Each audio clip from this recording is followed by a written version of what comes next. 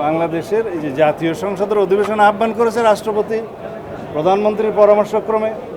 তো সুতরাং সংবিধান সংস্কার পরিষদের অধিবেশন কেন আহ্বান করল না? তো সংবিধান সংস্কার পরিষদ তো এক্সিস্টেন্সে নাই, রাষ্ট্রপতির ক্ষমতা নাই কোনো জাতীয় সংসদ অধিবেশন ছাড়া অন্য কোনো অধিবেশন কল করার। প্রধানমন্ত্রীরও কোনো এখতিয়ার নাই অন্য কোনো অধিবেশন বা পরিষদের অধিবেশন আহ্বান করার, রাষ্ট্রপতিকে পরামর্শ দেওয়ার। এটা ছিল বক্তব্য। আর যেটা আপনারা বলছেন নির্বাচন এবং জুলাই জাতীয় সনদ বা নির্বাচন কমিশন, এই সম্পর্কিত যেগুলো প্রশ্ন আপনারা তুলেছেন এটা অসাংবিধানিক নয়। নির্বাচন কমিশন কনস্টিটিউশনাল বডি, কনস্টিটিউশন অনুসারে নির্বাচন কমিশন দুইটা নির্বাচন করতে পারে, একটা জাতীয় সংসদ নির্বাচন আর একটা হচ্ছে রাষ্ট্রপতি নির্বাচন। তো সেই নির্বাচন তারা করেছেন। তা আমরা নির্বাচিত হয়েছি জাতীয় সংসদ সদস্য হিসাবে, এটা হলো যে কনস্টিটিউশনাল ম্যান্ডেট হিসেবে তারা সেই নির্বাচনটা দিয়েছেন। তা এখন সেই সংসদ সদস্যদেরকে নিয়ে অধিবেশন আহ্বান করা হয়েছে, আমরা ওথ টেকিং করেছি, শপথ নিয়েছি, সেটা এখানে চলছে।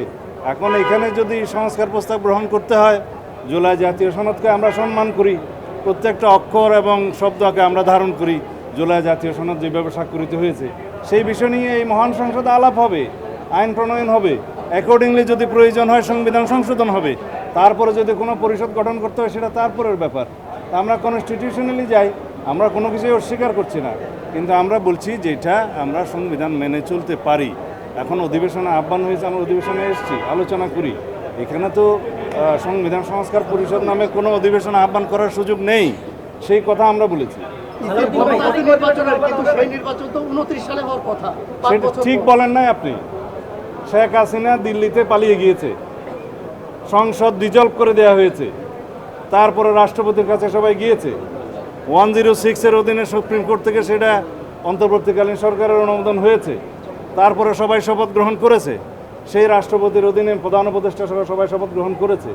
106 আর্টিকেলে সব কিছু বলা আছে, যে সমস্ত বিধান সংবিধানের অ্যাব্রোগেটেড হয়ে যাওয়ার কথা সেটা যাতে না হয়, বৈধতা থাকে, সেই জন্যই সুপ্রিম কোর্ট 106 অনুসারে মতামত দিয়েছে। এবং কথা থাকতে পারে 90 দিনের ভিতর কোনো ইলেকশন হলো না, সেই জন্যই 106-এ বলা আছে যে অন্তর্বর্তী সরকারের কোনো মেয়াদ দেওয়া ছিল না, তত্ত্বাবধায়ক সরকারের মেয়াদ থাকে, এবং তারা সেই অনুপাতে আইন প্রণয়ন করেছে। সেই আইনগুলো আমরা রেটিফিকেশন করব, সংবিধানের 4র্থ তফসিলে সেইগুলো রেটিফিকেশন দেওয়া হবে, ধারণ করা হবে। এই সরকারের, অন্তর্বর্তীকালীন সরকারের সমস্ত কর্মকাণ্ডকে, এগুলোকে বৈধতা দেওয়া হবে, তার মধ্য দিয়ে সব কিছুই লেজিটিমেসি পাবে।